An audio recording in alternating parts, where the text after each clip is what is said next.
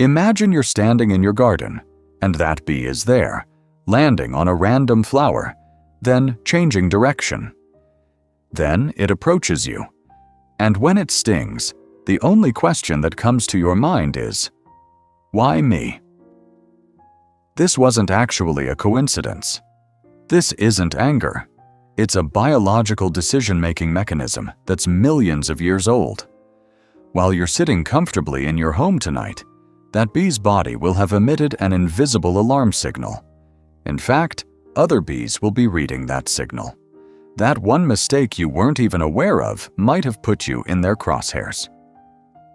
Welcome back to the Bees Around Us channel. If you haven't subscribed yet, now's the perfect time. Watch this video to the end, because the topic I'll discuss in the final part might surprise many people. Can bees really recognize you? If you're ready, let's start the video with our first point. 1. Stinging isn't actually an attack, it's a last resort. Understanding this is enough to change many things. For a worker bee, stinging means an irreversible action. A bee inserts its stinger into human skin, and when it tries to withdraw, the stinger, venom sac, and some internal organs detach and remain there. The bee then dies within minutes. So, the bee that stings you pays a price that costs it its life. Also, warning flights, high-frequency buzzing, and body impacts all carry a message. Stay away. A sting is the moment when all these warnings fail and there's no other option. Wasps are quite different. Because their stinger is straight, they can sting the same area repeatedly. Honeybees, on the other hand, only sting once and then cannot continue their lives. Therefore, for a honeybee, stinging is an extremely costly and life-threatening decision from an evolutionary perspective. If a honeybee stings you, it means you are truly considered a major threat, because it wouldn't risk such a price for a minor irritation. In this case, we need to learn the bee's signals. If it starts circling around you, stay calm and slowly move away. Never wave your hand. This signals to the bee that the threat continues. Most of the time, that's enough, because the bee naturally doesn't want to pay that price. 2. Scent, color, and movement allow the bee to read you. As we mentioned in previous videos, bees don't see the world with the same eyes we do. They detect purple, blue, and ultraviolet light. They don't see red or perceive it very faintly. But when it comes to scent, they go far beyond human perception. They instantly detect perfume, sweat, or even the flower extract in a sunscreen with their antennae. Dark and muted colored clothing can create a threat signal for bees. This is actually not a coincidence. Natural bee enemies like bears and badgers are dark brown and black. Millions of years of evolution have associated this color with danger in the eyes of the bee. Fast and sudden movements have the same effect. It may not notice someone walking slowly past it, but if you wave your hand quickly, it can instantly attract its attention. In autumn, this perception becomes even sharper. As the flowers diminish, the hive naturally goes into defensive mode. If you have rotting fruit or something sweet that has fallen in your garden, the bee may perceive you, attracted by that smell, as a competitor for that source. Therefore, we should wear light-colored and smooth clothing when visiting the hive. We should avoid perfumes with strong scents. And one of the most important things is to be slow. In the world of bees, slowness embodies trust. 3. Alarm pheromone. It's like an invisible scream.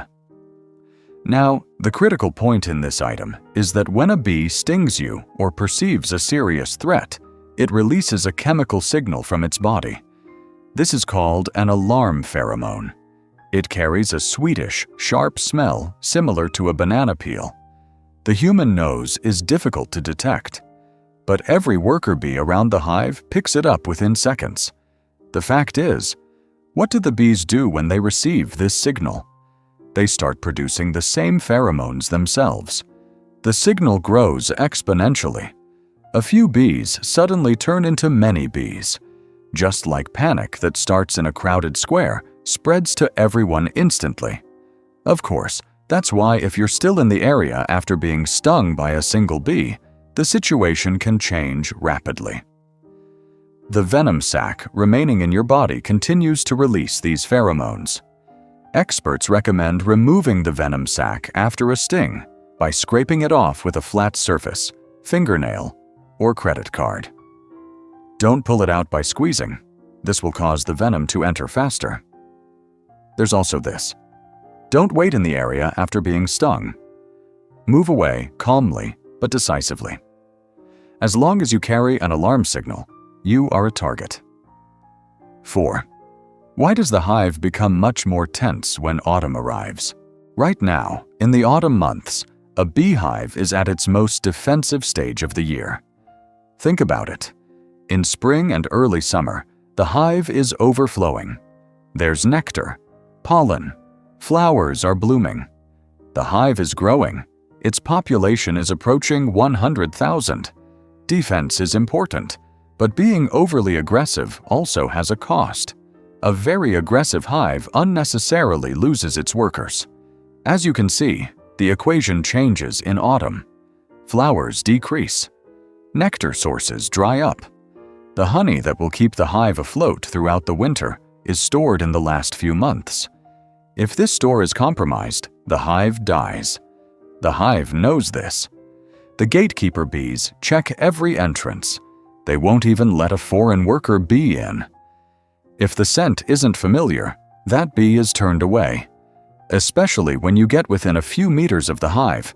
During this sensitive period, the bees don't evaluate you the same way they saw you last month. Your scent doesn't match. Your movements are unpredictable. The defense threshold drops significantly. Also, wear full protective clothing during autumn interventions. Tobacco smoke is still the best tranquilizer. By masking alarm pheromones, it reduces the perception of threat. Avoid interfering with the hive in the afternoon on cold and windy days.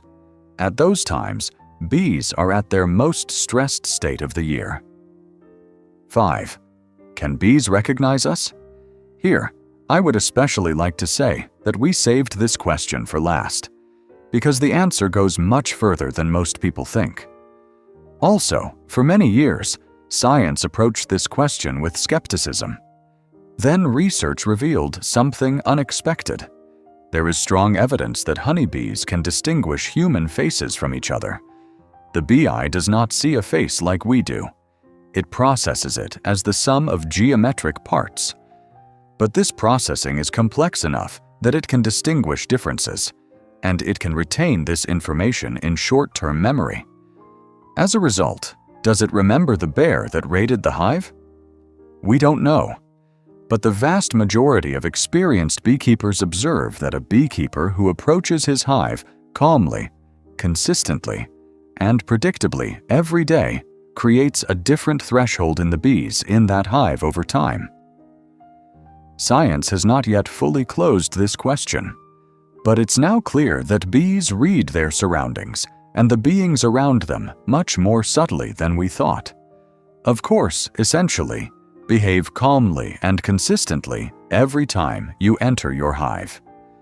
This isn't just a security protocol. It's a process of becoming a familiar and safe presence in the world of the bees in that hive. Besides all this, that single bee that stung you in the garden that day carried out a final decision written in millions of years of evolution. Thousands of bees in the hive scanned the alarm signal at that moment. And right now, the hive outside is storing up for tomorrow with the silent, tense anticipation brought by autumn. That moment wasn't what you thought was empty. That bee wasn't ordinary. The truth is, was your color a threat? Your scent? Your movement? Or did you stand in the wrong place at the wrong time? Perhaps none of them alone would have been enough. But they all came together. And that small body made a decision for which it would pay with its life. It warned first. It circled around you, increased its buzzing, perhaps bumped into you once. You didn't notice, or you noticed but didn't understand. Then there was no other option.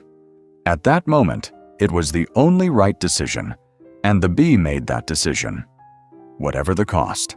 Besides all this, now you know what the warning flight means, why the alarm pheromone tells you to move away from that area, why dark color and sudden movement are interpreted as a threat, why the autumn hive is much more tense, much more cautious, why the guard bee at the hive entrance doesn't easily let anyone in, how to remove the venom sac, and perhaps most surprisingly, that bee reads you much more carefully than you think. By breaking you down into geometric parts, separating you into scent layers, analyzing your movements.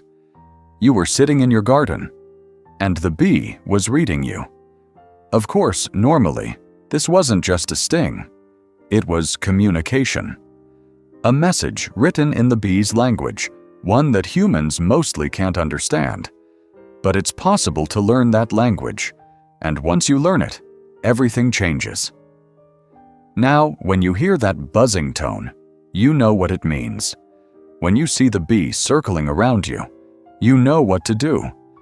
You know why you need to approach the autumn beehive more carefully.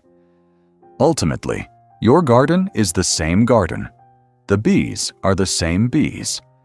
But you're no longer looking with the same eyes, the same ears, the same nose, because you now know what's behind that little body. And the next time that bee comes towards you, you won't panic. You'll stop.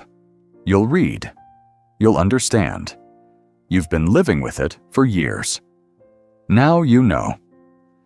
Finally, when you were stung by a bee unexpectedly, did you realize exactly what you were doing? What were you wearing? What were you doing at that moment? Write it down below. I want to read it. See you in the next content.